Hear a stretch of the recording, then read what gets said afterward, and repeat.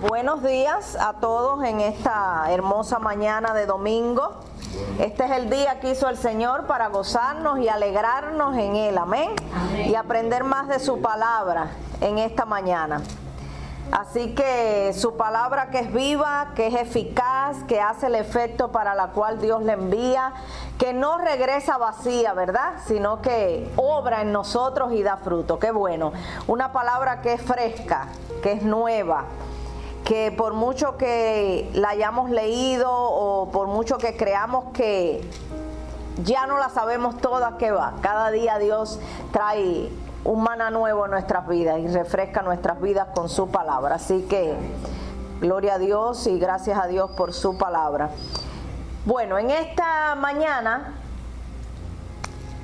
vamos a hablar y vamos a concluir el tema que comenzamos el domingo pasado, el estudio, donde hablamos del momento en que Salomón, después de 7 años de construir el templo, pues llega a su momento final y más importante, que es la culminación del templo, después de 7 años de construcción, y llega el momento de dedicarle ese edificio a Dios, ¿verdad? Hablamos en la clase pasada que no es lo mismo un edificio, 4 paredes, que un edificio donde esté la presencia de Dios, ¿verdad? Hablábamos de eso.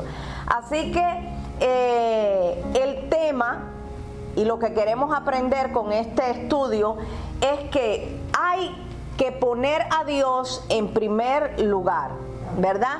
Y acercarnos a Él en arrepentimiento. ¿Y por qué acercarnos a Él en arrepentimiento? Porque sabemos que constantemente le estamos fallando a Dios, ¿verdad? La mayoría de las veces no es con intención de hacerlo, pero lo hacemos, ¿verdad? Porque somos humanos. Entonces tenemos que acercarnos a Dios arrepentidos. Y si hacemos esto, vamos a tener, ¿qué cosa? El favor y el respaldo de Dios. Me gusta mucho que los hombres y mujeres, los cuales son ejemplos para nosotros en la Biblia, todos son ejemplos para nosotros. Uno, ejemplos para no seguir y otros ejemplos para imitar y para seguir, ¿verdad? Pero todos nos dan una enseñanza, nos enseñan algo.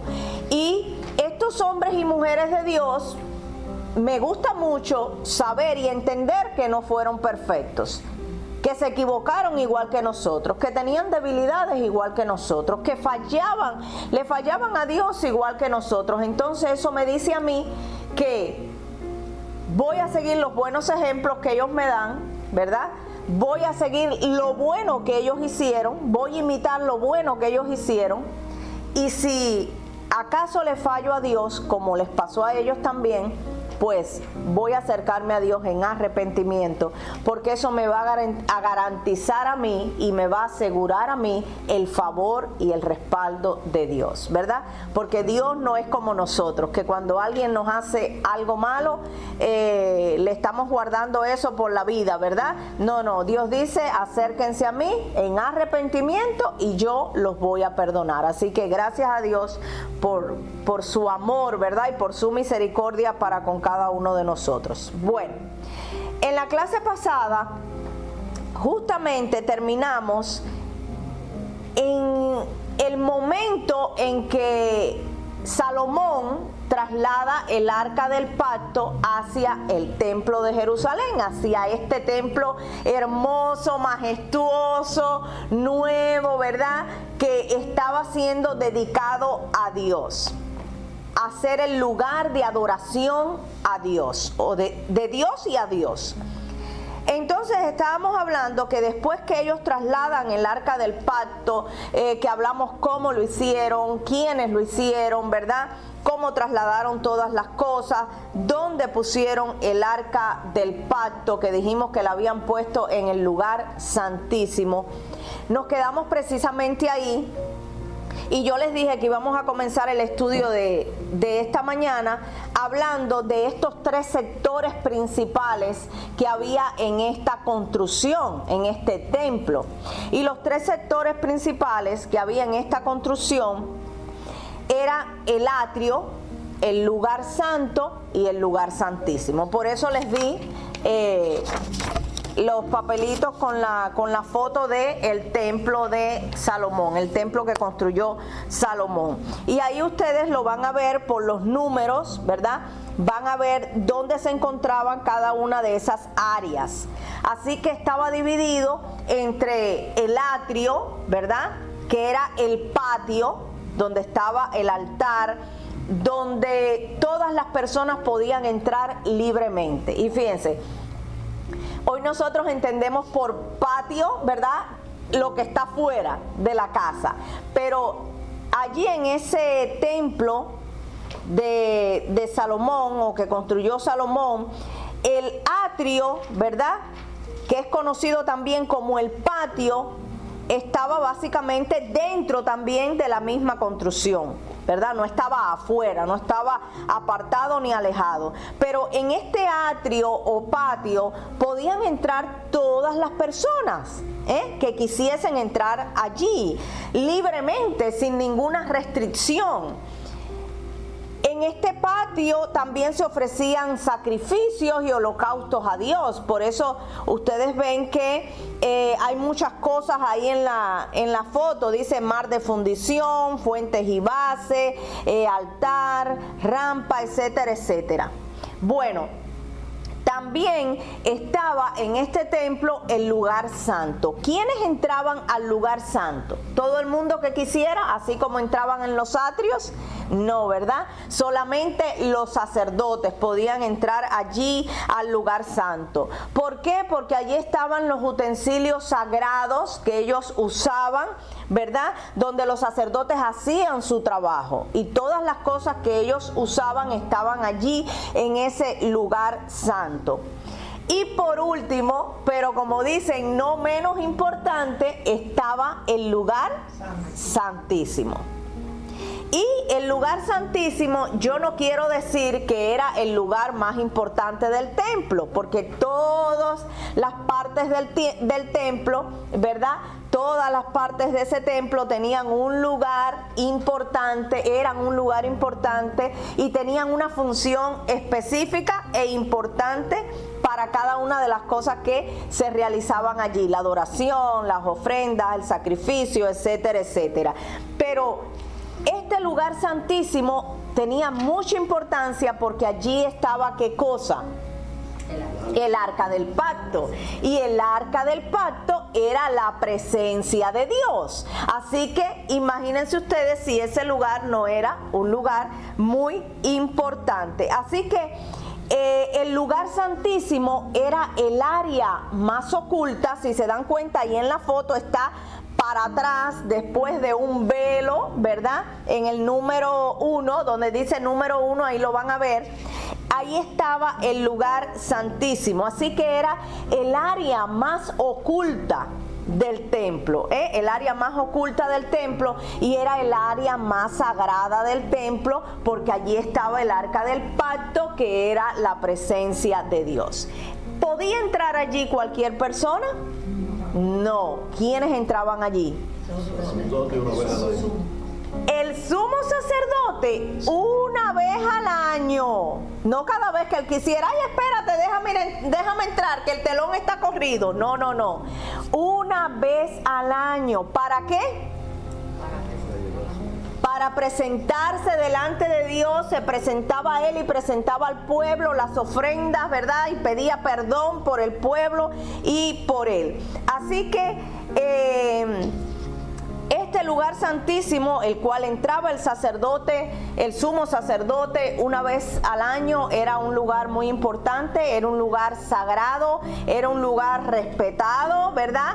Y el que quisiera entrar allí de casualidad, o el que quisiera entrar allí de una manera que no estaba preparado, podía morir allí, ¿verdad? Justo en la misma presencia de Dios.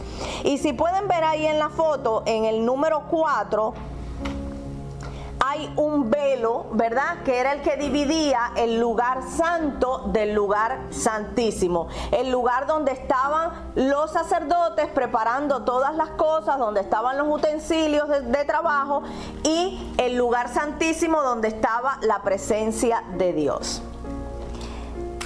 este velo que dividía, ¿verdad? Para que nadie pasara para el lugar santísimo, para que nadie tuviera acceso al lugar santísimo, porque la presencia de Dios estaba allí y el que se atreviera a entrar allí podía morir.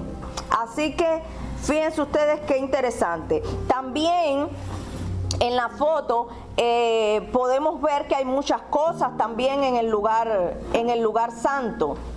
Está el altar del incienso, está la mesa de la propiciación, el candelabro, etcétera, etcétera, etcétera. Ahí les dejo el mapita, la foto para que ustedes, el gráfico para que ustedes lo puedan ver. Así que si alguno quiere añadir algo más con respecto a esto, atrios, lugar santo y lugar santísimo, que eran de la manera que se distribuía el templo que construyó Salomón. Recuérdense que esto no fue porque Salomón quiso hacerlo de esta manera, ¿verdad? Como hoy nosotros en nuestra casa, ay, vamos a construir un baño más, ay, vamos. No, era tal y como Dios ya lo había mandado, como lo había soñado, ¿verdad? Y se puso por obra. Dios le permitió que fuera Salomón el que hiciera este majestuoso templo, que de verdad usted lo mira y es algo majestuoso, ¿verdad? Y los materiales que se usaron allí, ¿verdad? Fueron materiales de primera. Allí no se escatimó con nada. Allí había oro, allí había plata, allí había madera preciosa, allí había de todo, ¿verdad? Como se merecía Dios. Así que Salomón estaba contento por haber terminado esta gran obra, que sabía que aunque su padre soñó con hacerla, no tuvo la oportunidad, así que le tocó a él. Salomón, me imagino que estaba feliz y que estaba orgulloso de que ahora tenían un lugar para que el pueblo fuera a adorar, fuera a llevar sus ofrendas, fuera a pedir perdón, y me imagino que también esto fue una gran alegría para el pueblo, tener un lugar donde ir y no tener que estar yendo a lugares altos, a lugares que estaban contaminados con la adoración y las ofrendas a otros dioses, etcétera, etcétera. Así que si nadie tiene... Sí, Héctor, dígame. Ahí en ese lugar santísimo, la situación era tal de que el sacerdote, cuando iba a entrar ahí, tenía que ponerse una cadena. A amarrarse. No podía entrar sin así, porque si algo pasaba, Dios lo mataba ahí dentro y lo tenían que sacar. Lo tenían que alar. Ni tan siquiera entrar a agarrarlo, lo tenían que alar. Sí, gracias por la aclaración, Héctor. Fíjense, nosotros estamos estudiando el libro de Primera de Reyes y estamos básicamente en el capítulo 8 de Primera de Reyes. Pero ¿qué sucede? Que toda esta historia está también narrada en crónicas, en los libros de crónicas. Así que nosotros vamos a abandonar un poquito el libro de Reyes y vamos a irnos para el libro de Crónicas. ¿Por qué razón? Porque es lo mismo, es lo mismo. Si ustedes ven allí en Primera de Reyes, después que Salomón está allí, que reúne a todas las personas importantes, como hablamos en la clase pasada, se manifiesta Dios en aquel lugar, dice que vino como en una nube y que llenó todo el templo, todo eso está también en Primera de Reyes, ¿verdad? Dice que Salomón le habló al pueblo y les hizo todo un recordatorio de cómo Dios había estado con ellos, cómo Dios los había ayudado, y ahí entonces Salomón hace una oración de dedicación del templo, una oración a Dios donde dice: si vamos a la guerra, ve con nosotros, y si pecamos, perdónanos, y si... Bueno, esa historia que aparece a partir del versículo 12 en Primera de Reyes 8, yo voy a dejar para que ustedes la lean en su casa, porque está bien bonita. De verdad está bien sentido todo lo que Salomón habla con el pueblo y habla de Dios y le pide a Dios. Y nosotros hoy concluyendo este tema, vamos a hablar sobre esto mismo, sobre la oración que Dios le hace a Salomón dedicándole este lugar. pero no solo dedicándole el templo y diciéndole, Señor, mira, ya cumplí con lo que me mandaste, ya te construí el templo donde los israelitas van a venir a adorar, sino que es una oración más sentida, más profunda, más conmovedora. Pero vamos a verlo no en Reyes, sino en Crónicas. Así que les invito a buscar en sus Biblias en Segunda de Crónicas, capítulo 6, a partir del verso 20. A ver quién comienza leyendo. Segunda de Crónicas, capítulo 6, a partir del verso 20. Amén. Déjenme buscarlo yo también, que estoy en Reyes todavía. A ver, Milena. Amén. Que tus ojos estén abiertos día y noche sobre este templo, el lugar donde decidiste habitar, para que oigas la oración que tu siervo te eleva aquí. Oye las súplicas de tu siervo y de tu pueblo Israel cuando oren en este lugar. Oye desde el cielo donde habitas, escucha y perdona. Vamos a hacer una pausa ahí, Milena. Fíjense.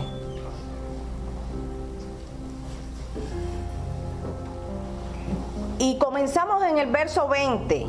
Y no leímos el verso 18, pero yo se los voy a leer. Para que ustedes entiendan qué era lo que Salomón sentía en su corazón.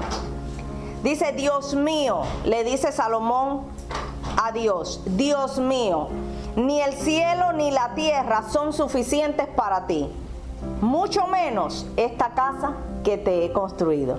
Fíjense cómo Salomón estaba seguro de la grandeza de Dios, que no se podía encerrar en ese templo con todo lo grande, lo majestuoso y lo formidable que era, ¿verdad? Dios era mucho más que eso. Y le dice, ni el cielo ni la tierra son suficientes para ti, mucho menos esta casa que te he construido. Pero de todos modos te pido que escuches mi oración, como diciendo, yo soy insignificante. Esto es insignificante para ti porque tú eres más grande que esto. Escucha mi oración. Cuida de esta casa de día y de noche, pues tú mismo has dicho que vivirás en ella. Cuando estemos lejos de Jerusalén y oremos en dirección a tu templo, escucha desde el cielo nuestras oraciones y perdónanos. Fíjense, cuando estemos lejos de tu casa, le está diciendo Salomón, cuando estemos lejos de tu casa de adoración, de tu templo, cuando estemos lejos, míranos, escúchanos, escucha nuestras oraciones y perdónanos. O sea que él estaba pidiendo la compañía a Dios, no solamente cuando estuvieran allí en el templo, sino cuando estuvieran quizás en guerra, quizás con los enemigos en otras tierras, que donde ellos estuvieran pudieran clamar a Dios y Dios les pudiera escuchar.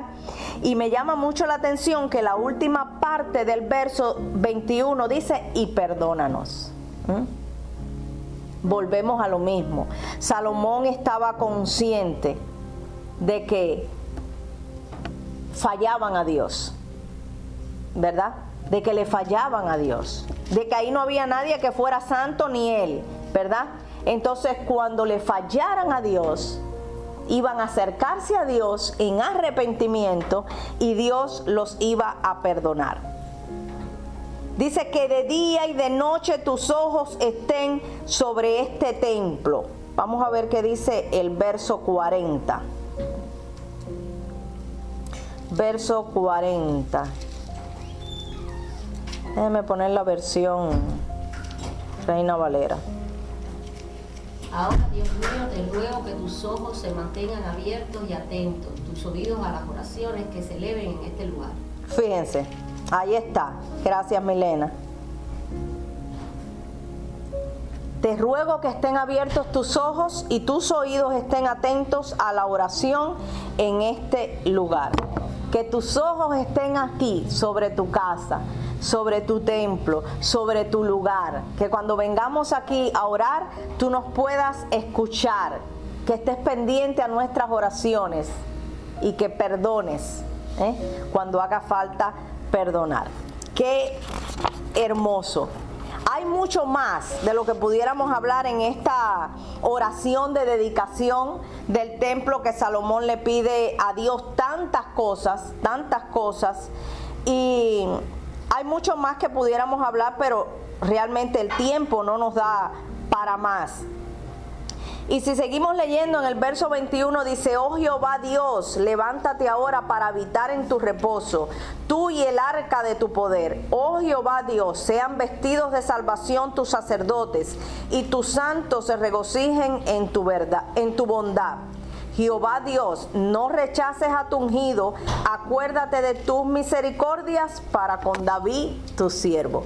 Me llama mucho la atención, y no es primera vez que Salomón apela a Dios, pero diciéndole: acuérdate, así como lo hiciste con mi padre, hazlo conmigo, ¿verdad?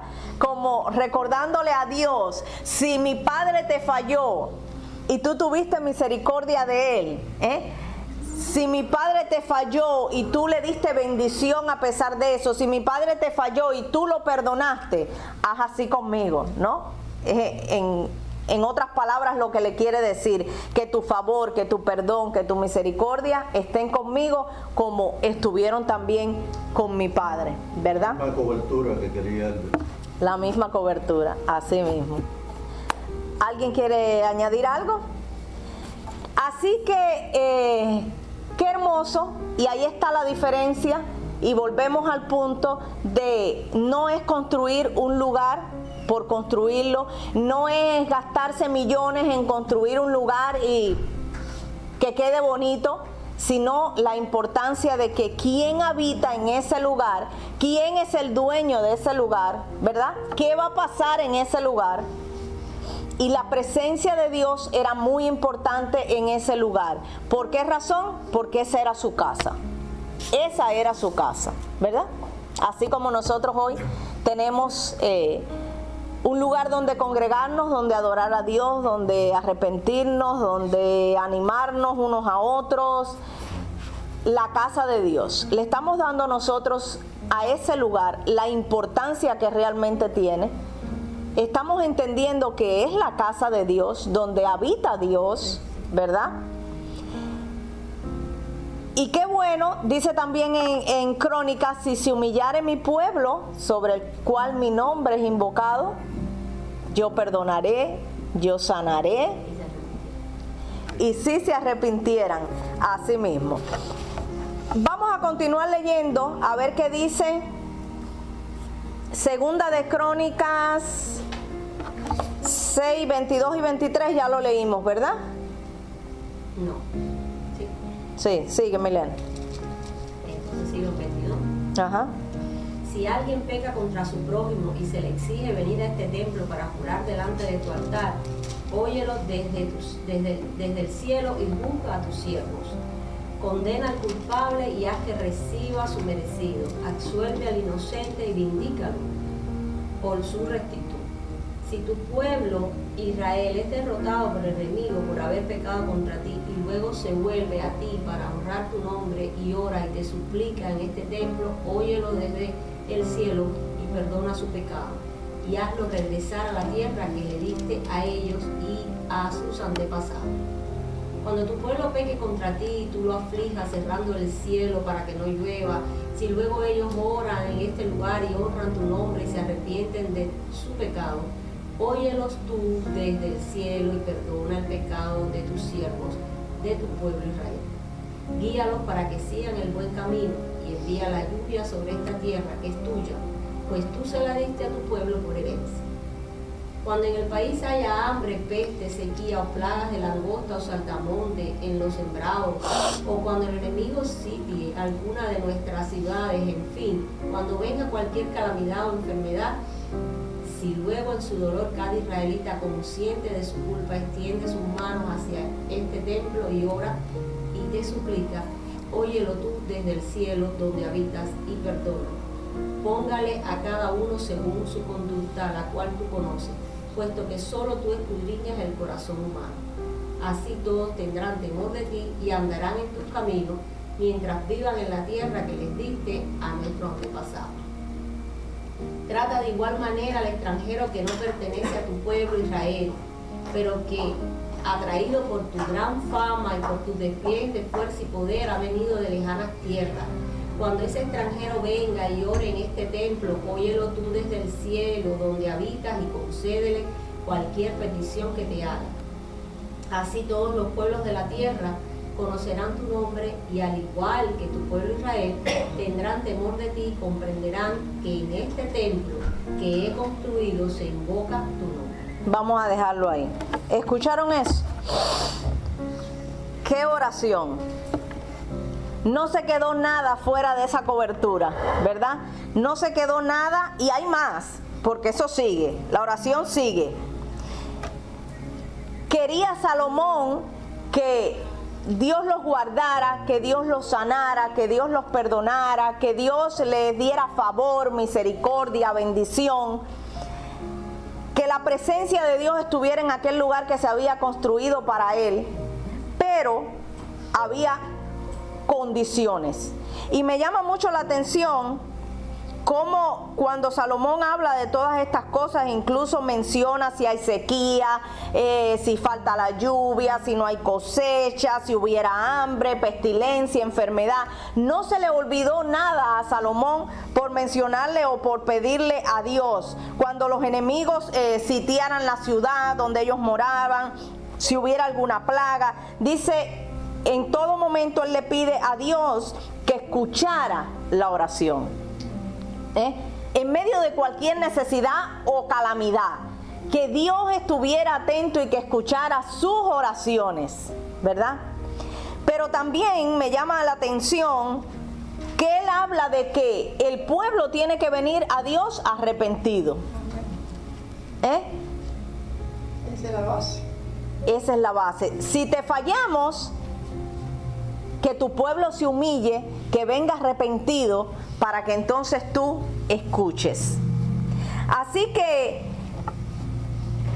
Salomón le pide a Dios en esa oración que perdonara al pueblo, que estuviera dispuesto a hacer justicia por su pueblo,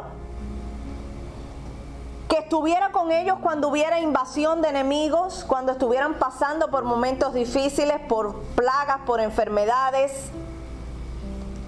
Y que si en todos esos momentos y circunstancias el pueblo orara a Dios, Dios los escuchara. Por eso la primera parte donde él dice que estén atentos tus oídos a nuestra súplica. Pero hay un pasaje que yo quiero que ustedes y yo, para casi concluir la clase, leamos y entendamos, que se encuentra también en Primera de Crónicas y que nosotros casi no lo sabemos de memoria, lo repetimos muchas veces y tiene que ver mucho con esto. Y está en Primera de Crónicas 7 a partir del verso 14. A ver, ¿quién lo lee?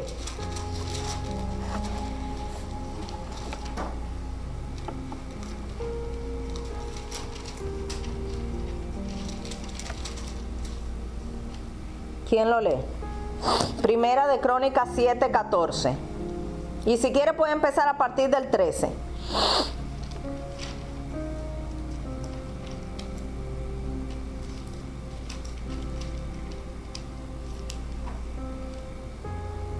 Dice, si yo cerrare los cielos para que no haya lluvia, y si mandare a la langosta que consuma la tierra, o si enviara pestilencia a mi pueblo, si se humillare mi pueblo, sobre el cual mi nombre es invocado, y oraren, y buscaren mi rostro, y se convirtieren de sus malos caminos, entonces yo oiré desde los cielos, y perdonaré sus pecados, y sanaré su tierra.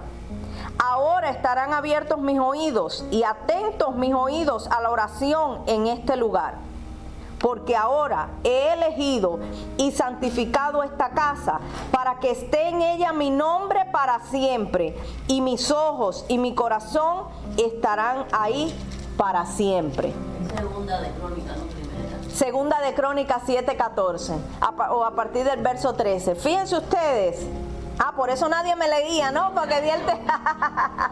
Disculpe, me di el texto mal, entonces se quedaron. ¿Y dónde está eso? Ahora de las concubinas de Manatega.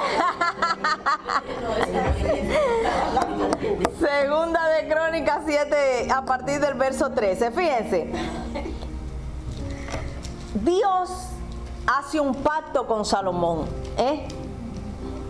y le dice: mis ojos y mis oídos van a estar atentos en esta casa, en este lugar que tú me construiste. Pero hay condiciones. ¿Cuáles eran esas condiciones? Humillarse. Humillarse. Arrepentirse. Invocarlo. ¿Qué más?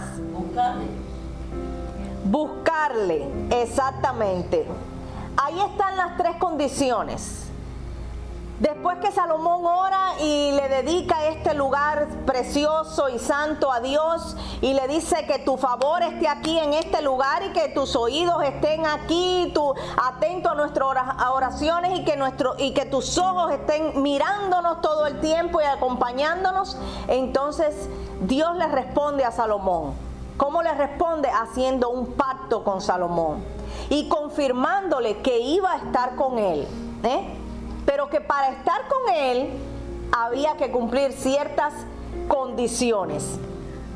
Y ustedes lo han dicho, dice: si mi pueblo que lleva mi nombre se humilla y ora, busca mi rostro y se aparta de su conducta perversa, Dios va a escuchar.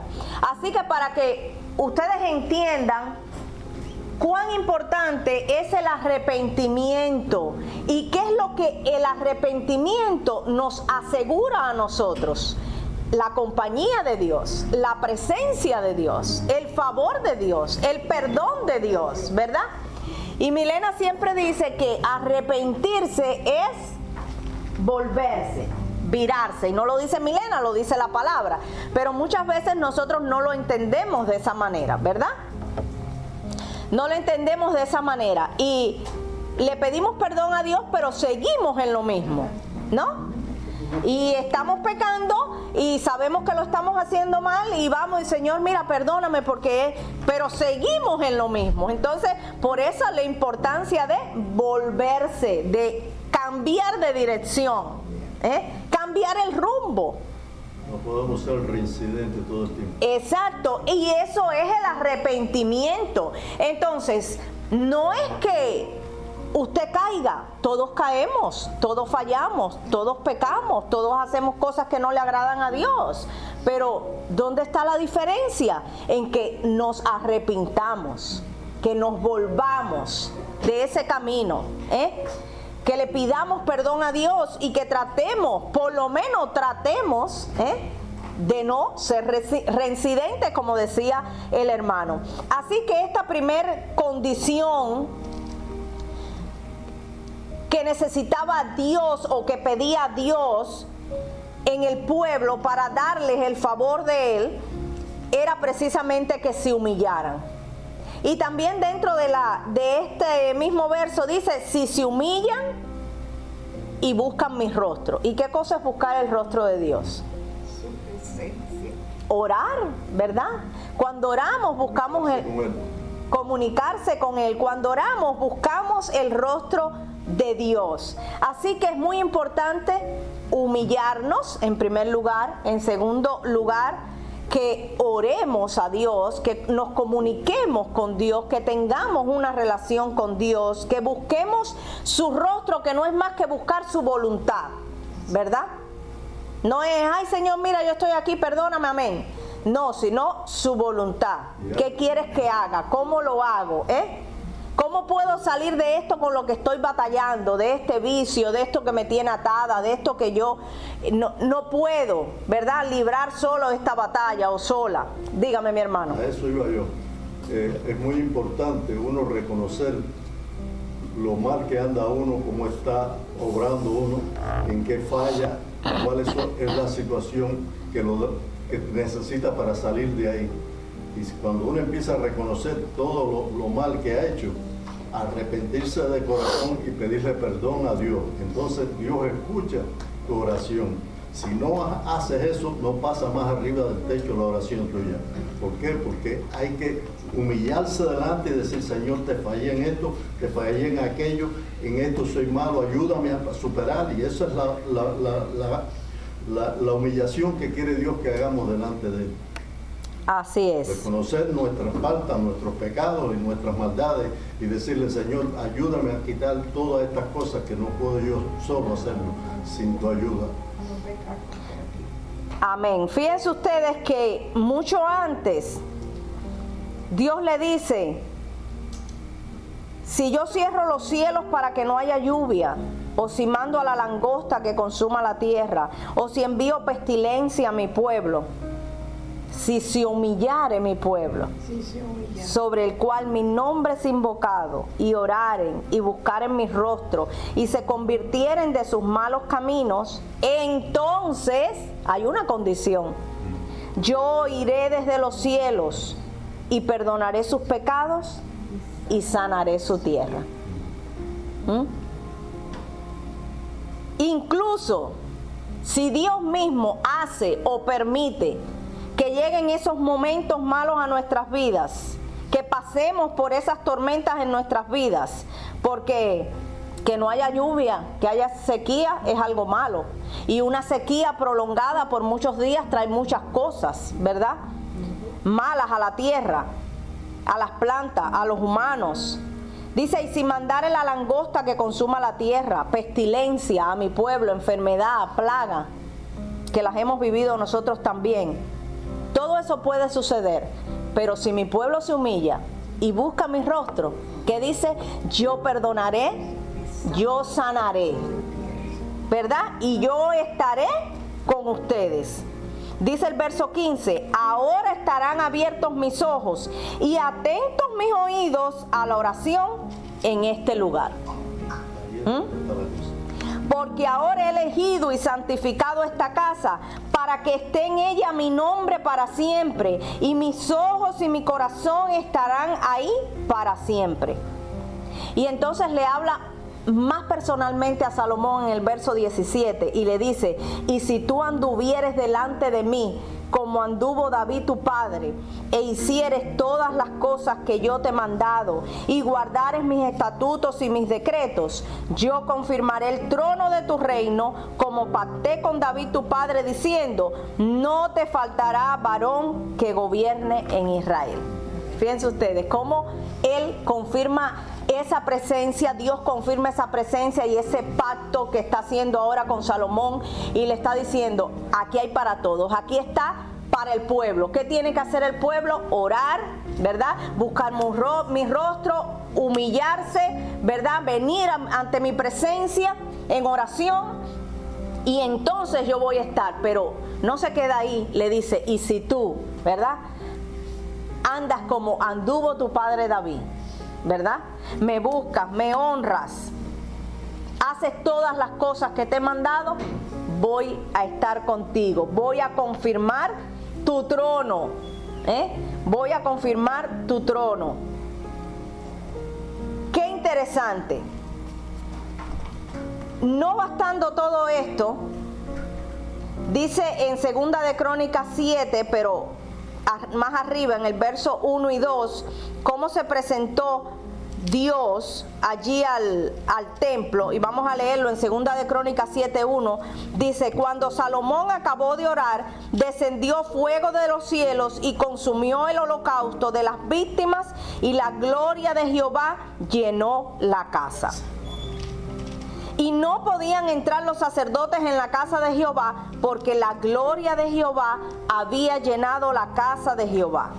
Cuando vieron todos los hijos de Israel descender el fuego y la gloria de Jehová sobre la casa, se postraron sobre sus rostros en el pavimento y adoraron, y alabaron a Jehová diciendo, porque Él es bueno y su misericordia es para siempre.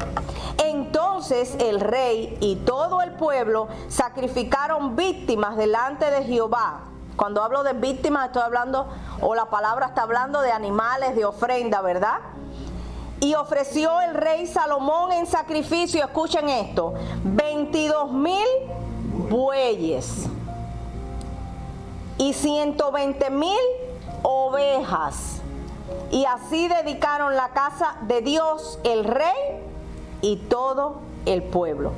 Y los sacerdotes desempeñaban su ministerio, también los levitas con los instrumentos de música de Jehová, los cuales había hecho el rey David para alabar a Jehová, porque su misericordia es para siempre, cuando David alababa por medio de ellos. Asimismo, los sacerdotes tocaban trompeta delante de ellos, y todo Israel estaba en pie. También Salomón consagró la parte central del atrio que estaba delante de la casa de Jehová, por cuanto había ofrecido allí los holocaustos y la grosura de las ofrendas de paz, porque en el altar de bronce que Salomón había hecho no podían caber los holocaustos, las ofrendas y las grosuras.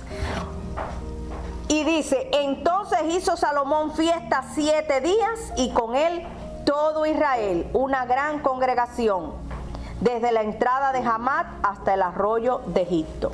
Y hay mucho más. Fíjense ustedes, todo lo que ofreció Salomón de ofrenda a Dios. ¿Se acuerdan ustedes cuando su padre David quiso construir un altar, un lugar para ofrecerle a Dios, llevarle las ofrendas en el terreno de un hombre que se llamaba Arauna? Y el hombre le dijo, sí, tú eres el rey, yo te doy todo este terreno, que es mío, pero te lo regalo. Y David le dijo, no, porque no quiero, yo te lo voy a comprar, porque no quiero ofrecerle a Dios nada, algo que no me cueste, un sacrificio, ¿no? Y ahora en la dedicación del templo, Salomón se botó, como decimos nosotros, ¿verdad?, ofreciéndole a Dios todas estas ofrendas, que era una barbaridad, que dice que no cabían, 22,000 y 120,000, así que era un total de 142,000 animales. Imagínense ustedes, la ofrenda de Salomón era una ofrenda que equivalía, si usted se pone a pensar, mucho dinero, pero era un sacrificio que le costaba a Salomón, y que lo hizo con amor y con dedicación, porque entendía que Dios se merecía eso y mucho más. Y esto lo aprendió de su padre David. No quiero ofrendar a Dios algo que no me cueste.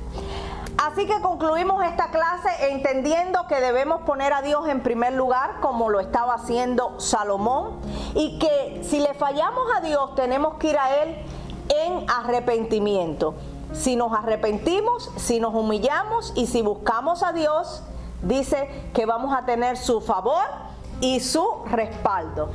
Si se humillara mi pueblo, sobre el cual mi nombre es invocado, y oraren y buscaren mi rostro, entonces yo iré desde los cielos, perdonaré sus pecados y sanaré su tierra. Que el Señor les bendiga en esta mañana.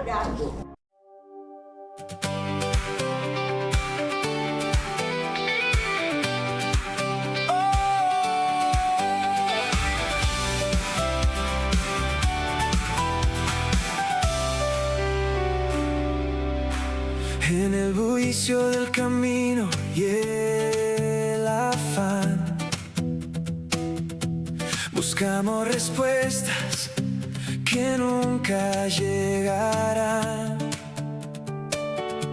Si el corazón no pone el norte donde debe estar, la paz que buscamos se empieza a esfumar. Doblo mis rodillas ante tu altar. El orgullo muere al volverte a encontrar. Reconozco mis fallas, mi fragilidad. Necesito tu abrazo, tu inmensa bondad. Cuando te pongo a ti en primer lugar Y me acerco humillado pidiendo perdón. abres los cielos, me vuelves a hablar. Tu gracia inunda todo mi corazón. Tu favor me rodea, tu mano me guía. Tu respaldo es mi fuerza cada nuevo día. No hay nada mejor que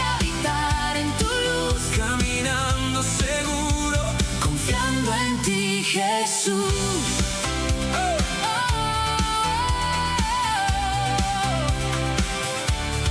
No es por mis fuerzas, No es por mi hacer es tu misericordia. que me hace nacer, El arrepentimiento, es la puerta al hogar, donde tu amor infinito me vuelve a restaurar. derrama tu espíritu, toma el control. Sé tú el principio, sé tú mi sol. En la entrega sincera el cielo descendió.